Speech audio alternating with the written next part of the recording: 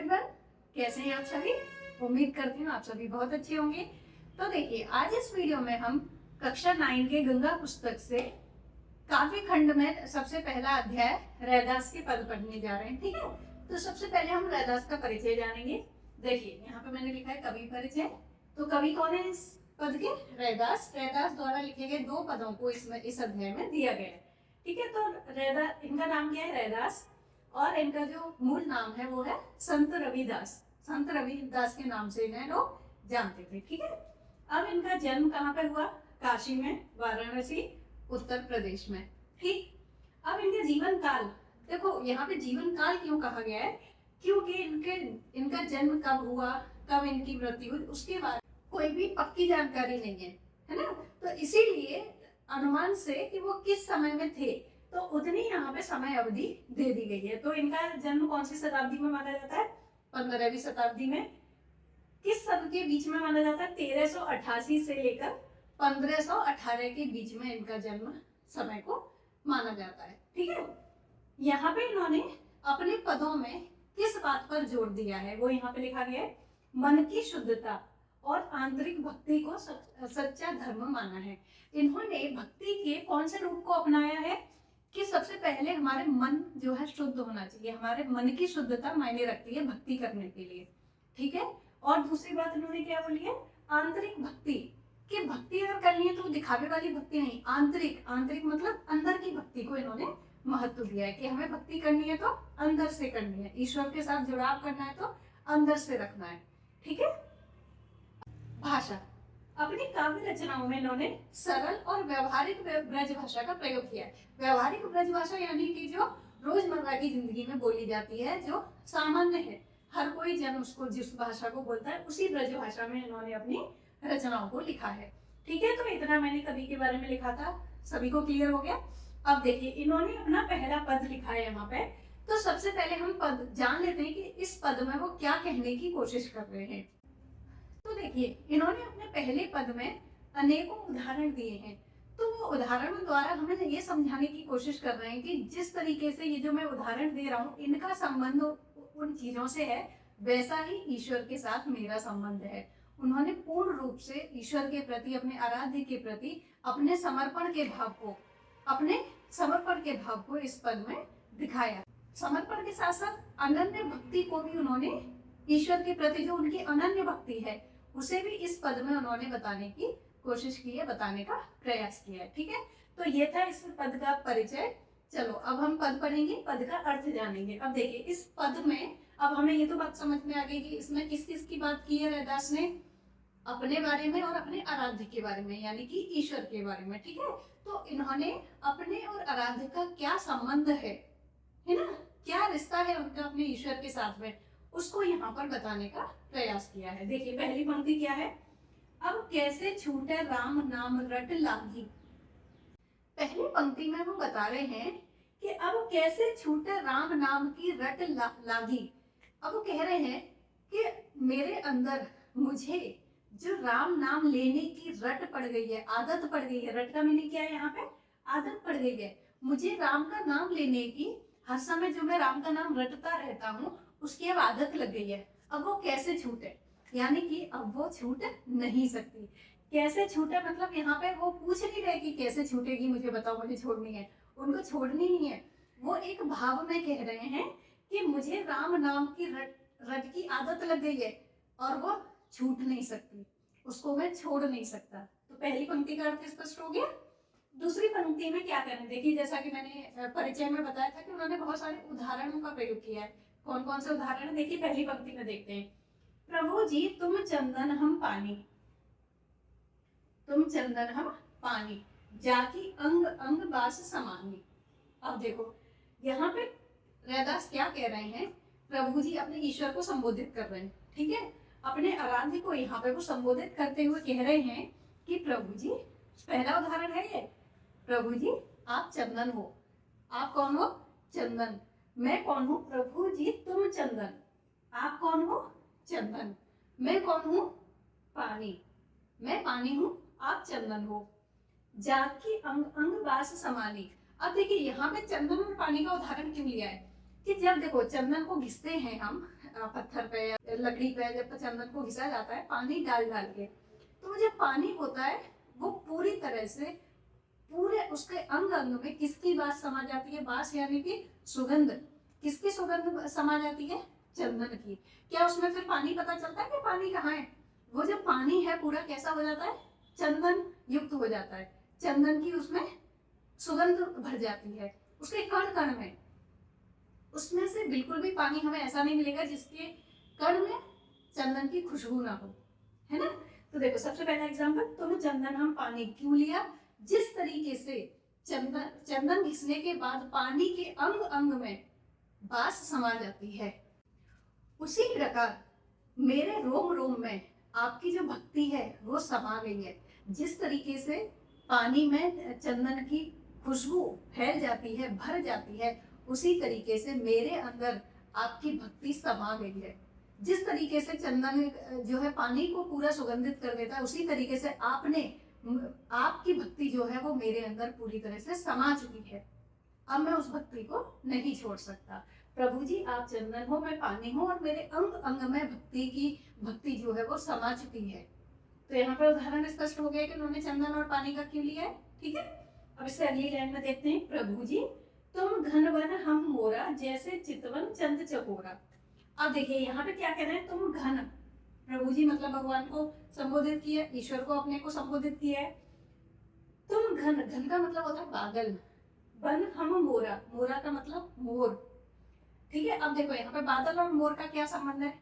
हम सबको पता है कि जब बादल चारों तरफ से घिर कर आते हैं, बिजली कड़कती है, तब मोर बड़ा प्रसन्न होता है। मोर को बादल बहुत पसंद है, और उन घिरे हुए बादलों को देखकर उसको जब एहसास होता है कि अब बारिश पड़ने वाली है, तो और बादल घिर कर आ रहे हैं, तो वो बहुत ज्यादा अति प्रसन्न हो जाता है।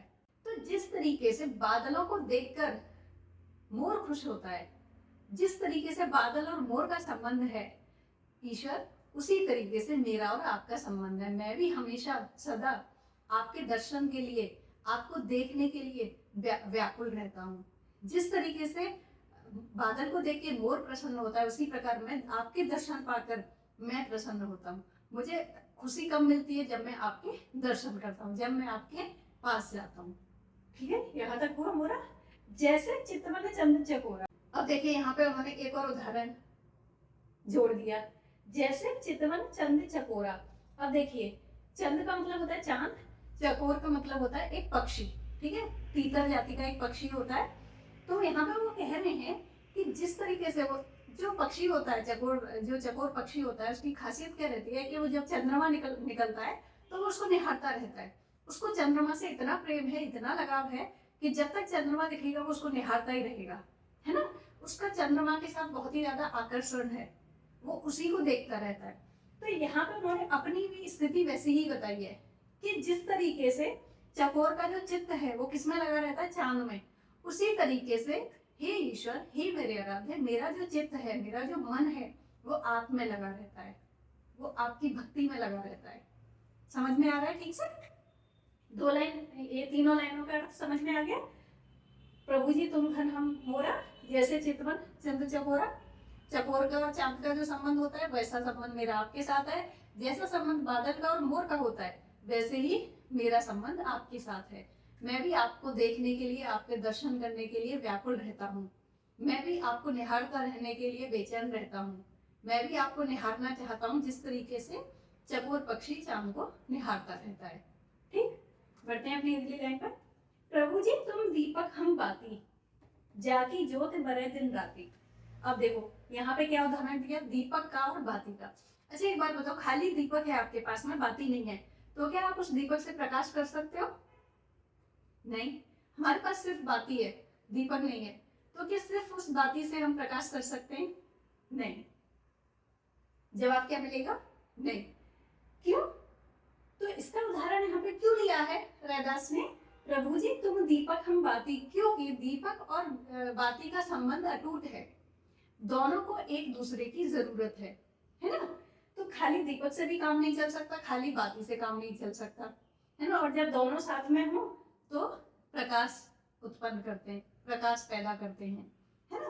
तो प्रभु जी तुम दीपक हो, हे प्रभु, हे मेरे आराध्य, आप दीपक हो और मैं कौन हूँ? बाती हूँ। जाकी ज्योत बरे दिन राती, और मैं कैसी बाती हूँ जो दिन रात जलना चाहता हूँ। जाकी ज्योत बरे, ज्योत मतलब जो दीपक जलाते हैं उसके बाद में जो लौ होती है, तो जो दीपक की ज्योत है, मैं उस प्रकार की ज्योति हूँ जो दिन रात जलना चाहता हूँ। मतलब आपके प्रेम में, आपकी भक्ति में दिन रात में डूबना चाहता हूँ। मैं बिल्कुल भी एक क्षण के लिए भी आपसे अलग होना नहीं चाहता, ऐसा रैदास कह रहे हैं इस पंक्ति में। तो यहाँ तक सभी को क्लियर हो गया। तो आगे रैदास कहते हैं कि जिस प्रकार दीपक और ज्योति दोनों मिलकर प्रकाश पैदा करते हैं, प्रकाश उत्पन्न करते हैं, उसी प्रकार मेरा जीवन आपसे प्रकाशित है। आप हो तो मेरा अस्तित्व है, आपके बिना मैं कुछ भी नहीं हूँ। आपकी भक्ति से मेरे जीवन में आनंद, प्रेम और ज्ञान का प्रकाश सदा बना रहता है। समझ में आया?